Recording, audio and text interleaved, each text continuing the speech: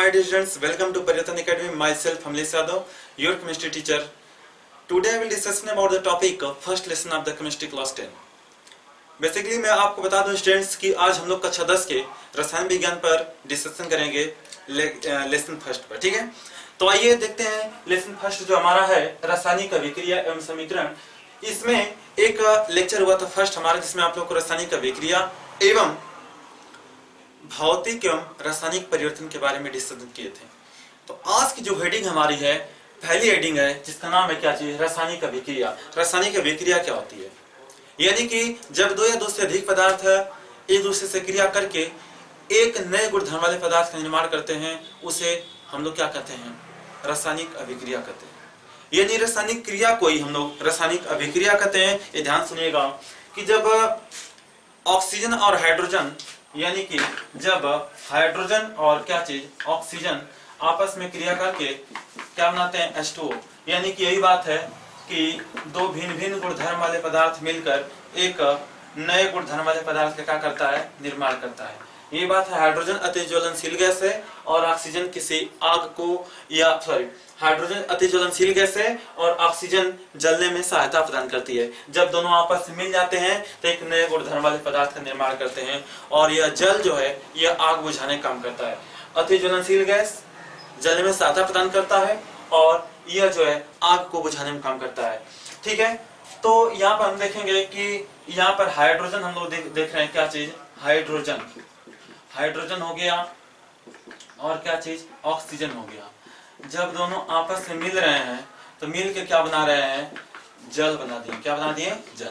तो ये बात है कि जब दो या दो से अधिक पदार्थ आपस में मिलकर और एक या एक से अधिक नए गुणधर्म वाले पदार्थ का निर्माण करते हैं उसे रासायनिक अभिक्रिया कहते हैं। वही बात यहाँ पर छाप देंगे क्या चीज कि दो या आगे भी लिख सकते हैं जब, ठीक है।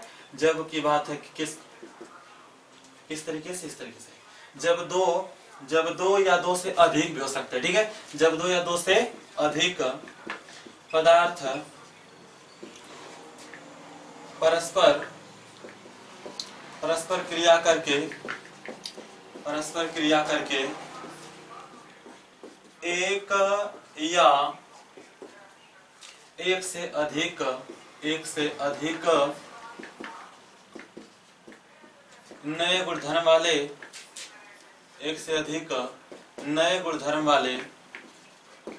नए गुणधर्म वाले पदार्थ का निर्माण करते हैं। किसका? पदार्थ का निर्माण करते हैं तो उसे क्या बोलते हैं? रासायनिक अभिक्रिया। रासायनिक अभिक्रिया बिल्कुल आसान और साधारण डेफिनेशन। चलिए देखिएगा डेफिनेशन आपके बोर्ड पर, आप इसे नोट कर लीजिएगा कि जब दो या दो से अधिक पदार्थ आपस में मिलकर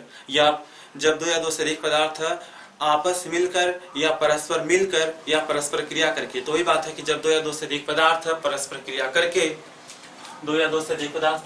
करके एक या एक से अधिक नए गुणधर्म वाले पदार्थ का निर्माण करते हैं उसे रासायनिक अभिक्रिया कहते हैं। कुछ इस प्रकार आपको दिखा दिया एक एग्जाम्पल, ठीक है।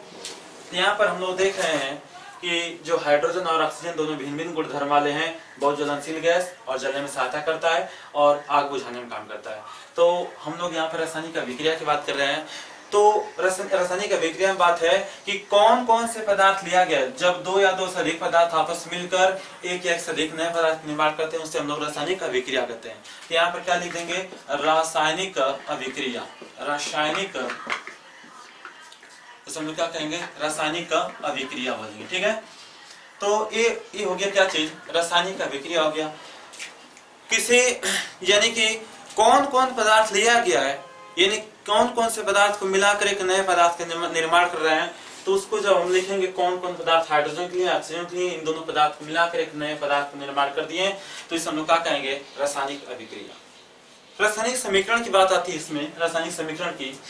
तो हम लोग क्या करते हैं कि किसी रासायनिक अभिक्रिया में उपस्थित जो पदार्थ होते हैं उनको उनके प्रतीकों के रूप में, संकेतों के रूप में लिखने पर जो हमें समीकरण प्राप्त होता है उसे रासायनिक समीकरण कहते हैं। तो यहाँ पर क्या हो जाएगा, ये रासायनिक समीकरण हो जाएगा। रासायनिक समीकरण यहाँ पर आप लिख सकते हैं, ठीक है। और नीचे इसका फिजिकल स्टेट लिखा गया है, यानी भौतिक अवस्था लिखा गया है। यहाँ पर नीचे भौतिक अवस्था है कि कौन ठोस है, कौन द्रव है और कौन सा गैस है। यहाँ पर आप देख सकते हैं कि यहाँ पर दो गैसीय स्टेट में है और एक लिक्विड स्टेट में।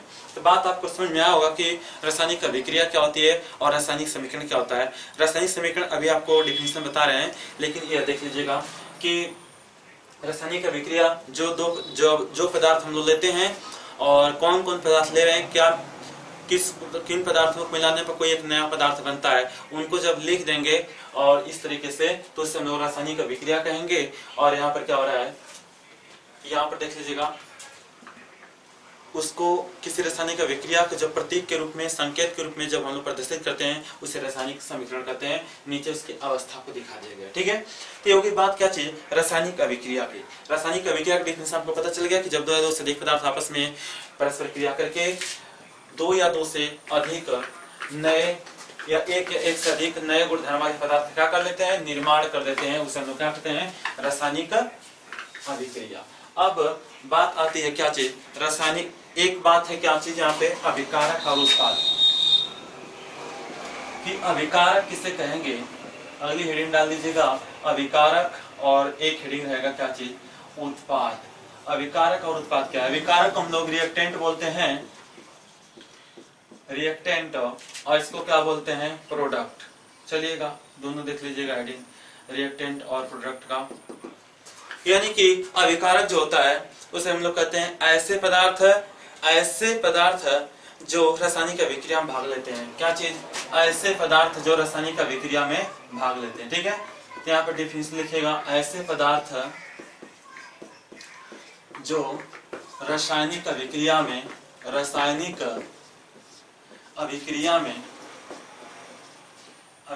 भाग लेते हैं, ठीक है, भाग लेते हैं, ठीक है।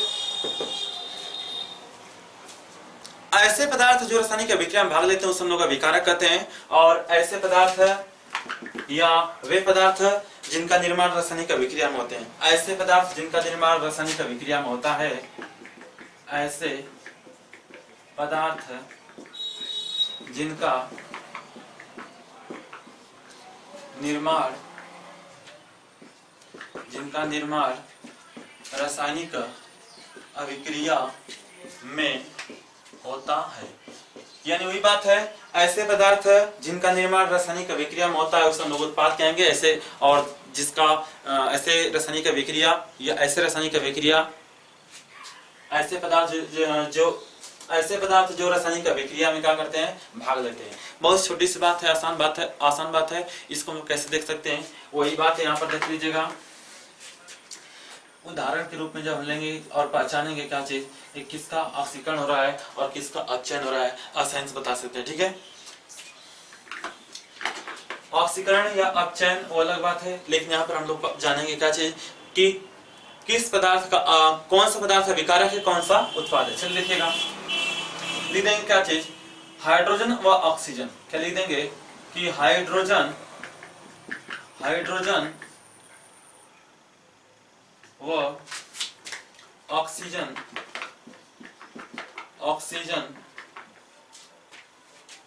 के क्रिया से जल का निर्माण या जल बनते हैं, ठीक है। ये आप लिख सकते हैं, प्रक्रिया से जल का बनना, आप कुछ भी लिख सकते हैं, निर्माण भी लिख सकते हैं, ठीक है, बनना। इस प्रकार से हाइड्रोजन और ऑक्सीजन मिलकर जल का निर्माण करते हैं या जल बनाते हैं, तो उस समय क्या होगा, यहाँ पर आप लिख सकते हैं क्या चीज, हाइड्रोजन और क्या चीज, ऑक्सीजन दोनों मिलकर क्या बना रहे हैं, जल का निर्माण कर रहे हैं, H2O, ठीक है।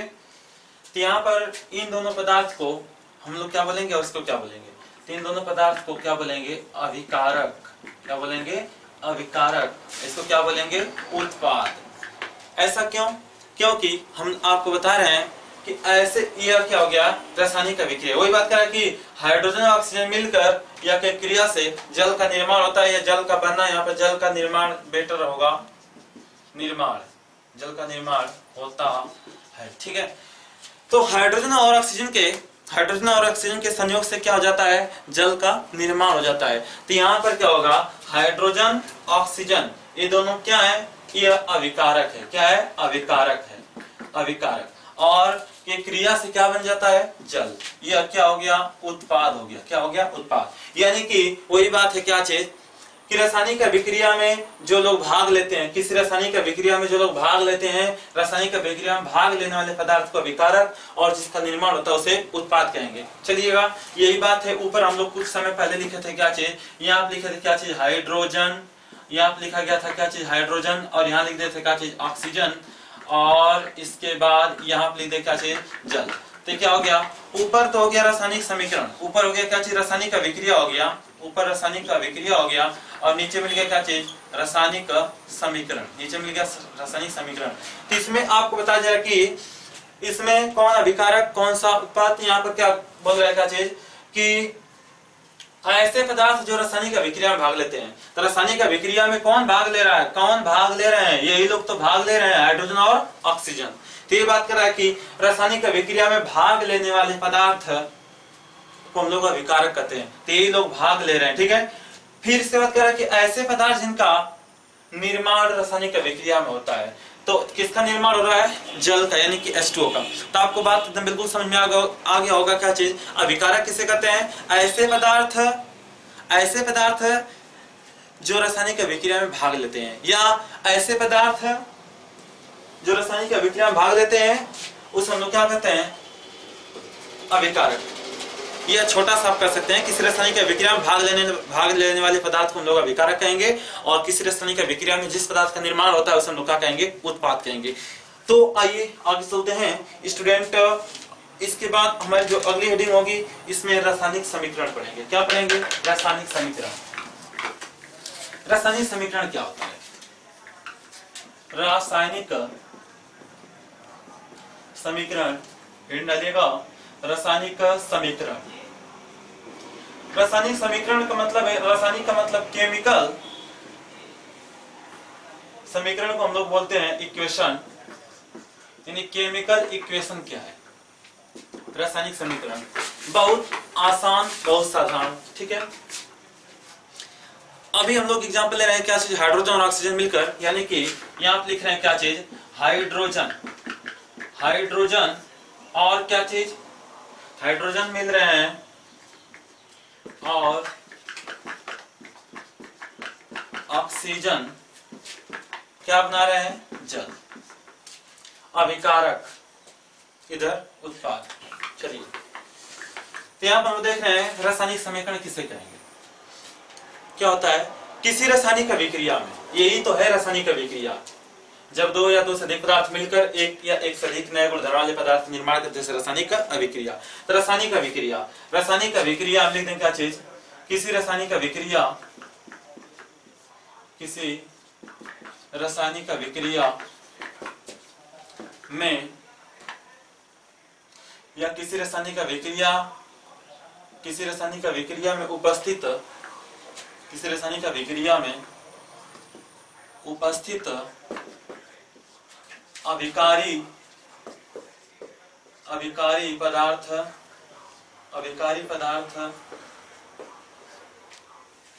व उत्पाद को, किसी रासायनिक अभिक्रिया में अभिकारी पदार्थ व उत्पाद को उनके प्रतीकों के रूप में लिखने पर लिखते हैं तथा उनके भौतिक अवस्था को, यानी किसी रासायनिक अभिक्रिया में, किसी रासायनिक अभिक्रिया में अभिकारी एवं उत्पाद के पदार्थों को उनके प्रतीकों के रूप में, ठीक है, किसी रासायनिक अभिक्रिया या किसी रासायनिक अभिक्रिया में उपस्थित अभिकारी पदार्थ और उत्पाद को उनके प्रतीकों के रूप में, किसी रासायनिक अभिक्रिया में उपस्थित अभिकारी पदार्थ, अभिकारी मतलब अभिकारक, किसी रासायनिक अभिक्रिया में उपस्थित अभिकारी पदार्थ यानी अभिकारी को हम लोग यहाँ पर ऐसे लिख देंगे और इसको क्या लिख देंगे यहाँ पर H2O। तो ये हो गया किसी रासायनिक अभिक्रिया में उपस्थित अभिकारी पदार्थ एवं उत्पाद को उनके प्रतीकों के रूप में, उनके प्रतीकों के रूप में लिखने पर जो हमें समीकरण प्राप्त होता है उस हम लोग क्या कहते हैं, रासायनिक समीकरण।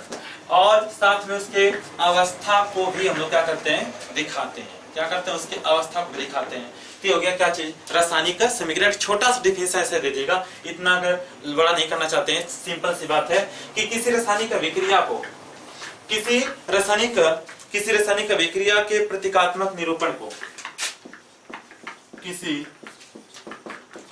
रासायनिक अभिक्रिया के प्रतीकात्मक निरूपण को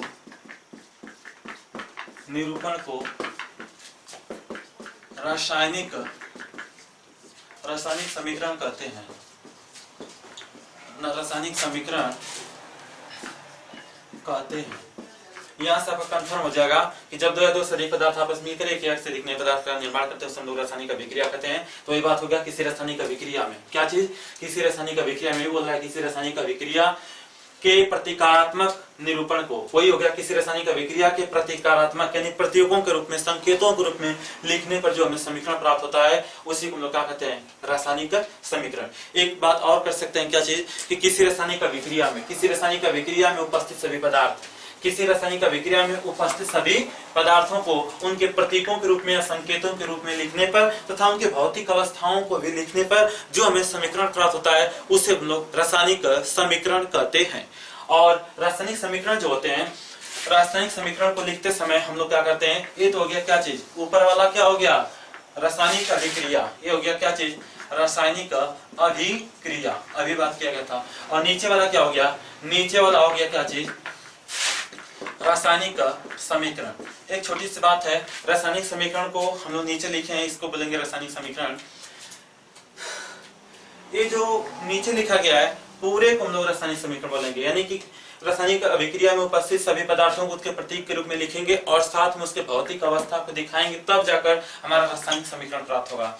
तो रासायनिक समीकरण में जो उसके भौतिक अवस्था होते हैं उनको भिन्न भिन्न तरीके से दिखाते हैं। अगर कोई पदार्थ अगर ठोस अवस्था में है तो उसको यस से प्रदर्शित करेंगे, यानी सॉलिड, इसको हम लोग ठोस अवस्था दिखाते हैं। अगर कोई पदार्थ द्रव अवस्था में है तो उसको हम लोग यल से दिखाएंगे और इसको हम लिक्विड बोलते हैं, यानी किस अवस्था में, द्रव अवस्था में, यल लगा देते हैं। और अगर कोई पदार्थ गैस अवस्था में है, किस अवस्था में है, गैस अवस्था में है, उसको हम लोग क्या लगा देते हैं, जी से, यानी कि स्मॉल जी भी दिखा देंगे। यहाँ पर जो फिलहाल दिखाया गया है गैसीय स्टेट में, ठीक है, गैस, उस समय क्या कहेंगे, गैस। अगर कोई पदार्थ एक्वा सॉल्यूशन में यानी AQ, इसको हम लोग किससे प्रदर्शित करेंगे, AQ से प्रदर्शित करेंगे और इसे बोलते हैं क्या चीज, एक्वा, क्या चीज, एक्वा सॉल्यूशन, ऐसे रहेगा, AQUEOUS,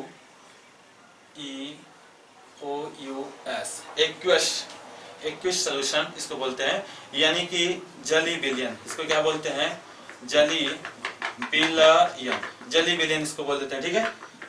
इसको स्मॉल ब्रैकेट में बंद करेंगे, ठीक है। तो इसको हम लोग एक्वियस सॉल्यूशन बोलते हैं। चार प्रकार से इसके भौतिक अवस्था को हम लोग फिलहाल दिखा देंगे, ठीक है।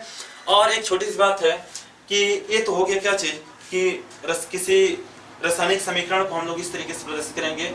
एक बात और हम लोग जान लेते हैं, ऐसे रासायनिक अभिक्रिया जिसमें अभिकारी और उत्पाद दोनों पक्षों के जो परमाणु होते हैं या यौगिकों में उपस्थित जो तत्व या परमाणु होते हैं, अगर संतुलित नहीं होंगे तो उस समय हम लोग क्या बोलेंगे, उसे कंकाली बोलेंगे। क्या बोलेंगे, कंकाली समीकरण, क्या बोलेंगे, कंकाली, या फिर इसे ढांचा भी बोलते हैं। क्या बोलते हैं, ढांचा समीकरण भी बोलते हैं, ढांचा समीकरण, ठीक है। कंकाली या फिर ढांचा समीकरण, इसे हम लोग क्या कहते हैं, ढांचा या कंकाली समीकरण बोलते हैं। और याद रखिएगा कंकाली या ढांचा समीकरण में कोई जरूरी नहीं है कि वो रासायनिक अभिक्रिया क्या हो, संतुलित ही हो। चलिए आगे हम लोग देख लेते हैं अगला हेडिंग, रासायनिक समीकरण को संतुलित कैसे किया जाएगा। रासायनिक समीकरण को संतुलित करना। चलिए हेडिंग मारिए, रासायनिक अभिक्रिया को संतुलित करना। रासायनिक अभिक्रिया को, रासायनिक समीकरण को संतुलित करना। चलेगा, रासायनिक समीकरण को संतुलित करना, यानी हेडिंग लिखेगा रासायनिक समीकरण को संतुलित करना। रासायनिक समीकरण को संतुलित करना, balancing of the chemical equation.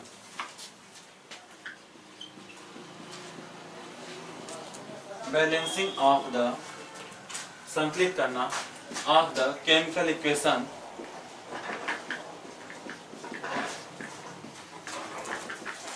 चलेगा। किसी रासायनिक समीकरण को संतुलित करना है तो किस तरीके से संतुलित करने के, बहुत आसान, बहुत बढ़िया जबरदस्त टॉपिक कि रासायनिक समीकरण को संतुलित कैसे कर दिया जाएगा। चलिए देखिएगा, अगर एक हमारे पास रासायनिक अभिक्रिया है, मान लेते हैं आपको एक रासायनिक समीकरण दे दिया, Fe दे दिया और H2O दे दिया और एरो के साइन इधर करके दे दिया आपको Fe3O4 प्लस H2। यह समीकरण है, इसको हमें क्या करना है, आयरन है, जल के साथ क्रिया करके करना है Fe3O4 और साथ में क्या H2 गैस निकाल रहे हैं। तो उसमें हम लोग क्या कर रहे हैं, इसको कैसे संतुलित करेंगे। बहुत आसान सी बात है, आसानी सी बात है, क्योंकि परीक्षा में आता है। अगर दो या तीन नंबर में अगर आएगा कि किसी रासायनिक अभिक्रिया को संतुलित कीजिए या इस रासायनिक अभिक्रिया को संतुलित कीजिए, तो आप कैसे संतुलित करेंगे। आप क्या करेंगे, सबसे पहले यह जो समीकरण दिया हुआ उसको पहले आप क्या करेंगे, उतार लेंगे। उतारने के बाद आप क्या करेंगे, पहला स्टेप, उसमें आप लोग एक बड़ा वाला ब्रैकेट बना देंगे। बड़ा वाला क्या बना देंगे, ब्रैकेट बना देंगे। बड़ा वाला ब्रैकेट इसलिए बनाया जा रहा है क्योंकि अगर किसी भी संख्या को इसमें गुणा करेंगे, इसके आगे लिखेंगे वो मोल से बोला जाता है। किसी संख्या से इसमें गुणा करेंगे तब वो केवल एक में गुणा नहीं करेगा। जैसे Fe3O4 है और 2 लिख देंगे तो आपको लगेगा कि इसका ट्वाइस है, इसका नहीं है। याद रखिएगा कि जो भी संख्या इसके आगे लग जाता है वो सब में गुणा कर देता है।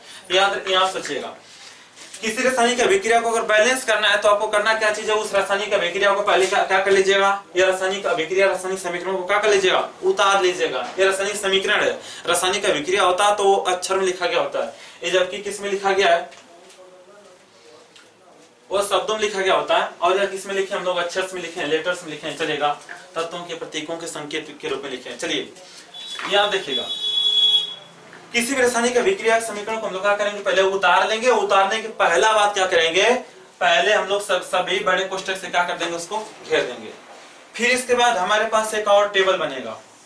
एक हमारे पास ऐसा टेबल बनाना पड़ेगा हम लोगों को कि उस टेबल में क्या करना है, आपको एक में लिखना क्या चीज, एक टेबल में लिखना कि तत्व, कौन सा तत्व इस रासायनिक अभिक्रिया में, इस रासायनिक अभिक्रिया में, इस रासायनिक समीकरण में जितने भी तत्व उपस्थित हैं, चाहे विकारक की ओर हो चाहे उत्पाद की ओर हो, उसमें कौन कौन से तत्व आए हैं उसको पहले लिख दो।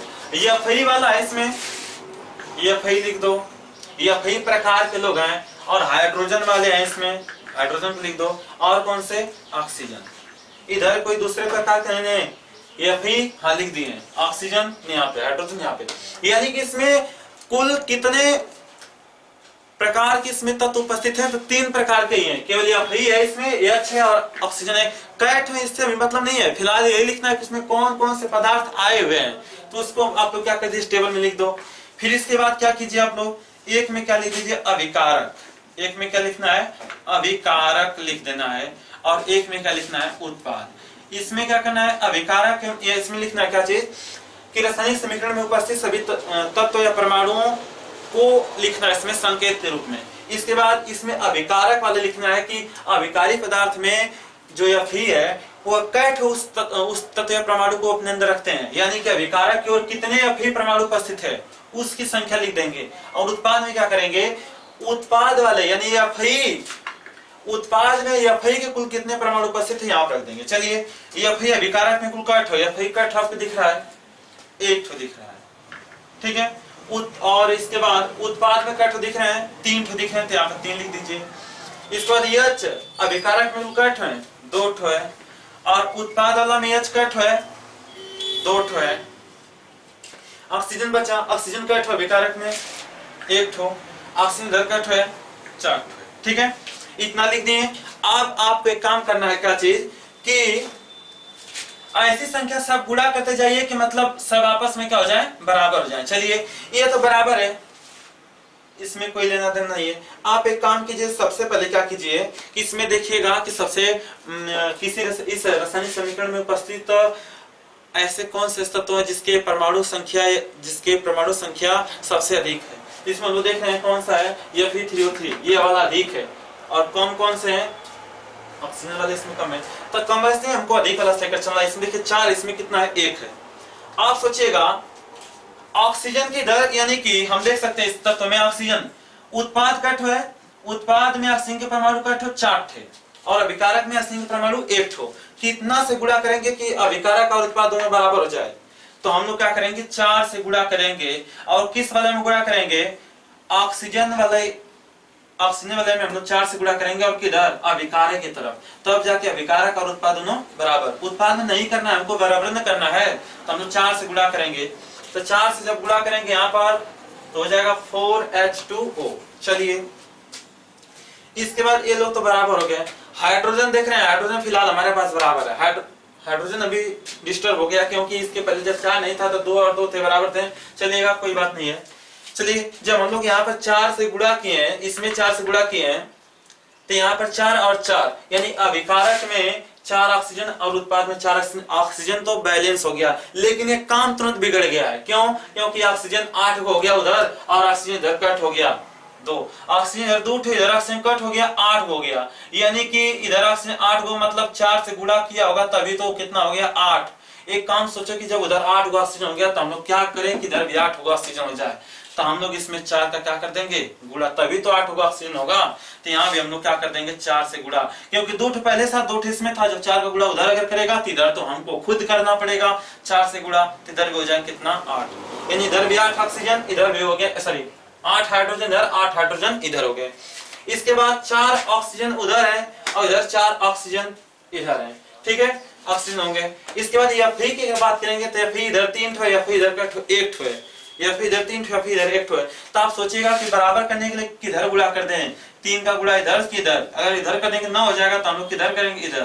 तो 3 से गुणा अगर करेंगे तब जाके बराबर हो जाएगा। क्या इधर भी करना पड़ेगा, नहीं, उधर एक गुणा कीजिए जिधर कम पड़ रहे हो। तो 3 का गुणा हम लोग किसमें कर रहे हैं, अभिकारक वाला में, तो अभिकारक वाला में 3 से गुणा करेंगे, तो इस प्रकार से हो जाएगा हमारा रासायनिक अभिक्रिया, और ये संतुलित हो जाएंगे। इसको देखेंगे कि अभिकारक की तरफ और उत्पाद की तरफ बराबर है कि नहीं। तो अभिकारक की Fe की संख्या कितना है, 3 ठो है, Fe यहाँ पर 3 ठो है।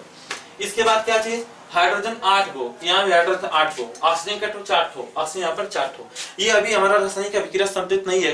क्यों, क्योंकि अभी इसको हमें इनको ब्रैकेट क्यों क्या करना, हटा देना है। तो क्या लिखेंगे, 3 Fe प्लस 4H2O।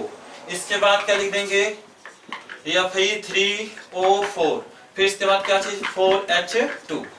और इनके फिजिकल स्टेट को भी दिखा दो। यहाँ पर कितना लिख देंगे, इस सॉलिड स्टेट में, और यह किसमें, एक पानी बल्कि लिक्विड स्टेट में, और यह किसमें है, यह सॉलिड में, यह किसमें, सॉलिड में, और यह वाला किसमें है, गैस स्टेट में, ठीक है, यह भी गैस स्टेट में। चलिए ठीक है। अब इसके बाद आपको एक पॉइंट लिखवा देंगे कौन कौन सा इसमें हम लोग पहले टॉपिक कर रहे हैं। इस रासायनिक समीकरण को संतुलित करने के लिए हमको सबसे पहले क्या करना पड़ रहा है, तो सबसे पहले क्या करना है, आप इस फर्स्ट पॉइंट पे लिख देंगे क्या चीज, कि सबसे पहले दिए गए रासायनिक सूत्रों को हम लोग क्या कर दिए हैं, दिए गए रासायनिक समीकरण को या सूत्रों को क्या कर दिए हैं, कोष्टक लगा दिए। क्या लगा दिए, पहले हम लोग क्या लगा दिए हैं, कोष्टक लगा दिए। क्या चीज, कोष्टक लगाते हैं, ठीक है, यानी ब्रैकेट लगा देते हैं।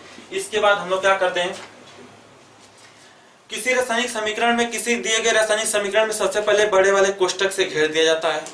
फिर इसके बाद उस रासायनिक समीकरण में उपस्थित सभी तत्वों या परमाणुओं का एक हम लोग सारणी बना लेते हैं। यानी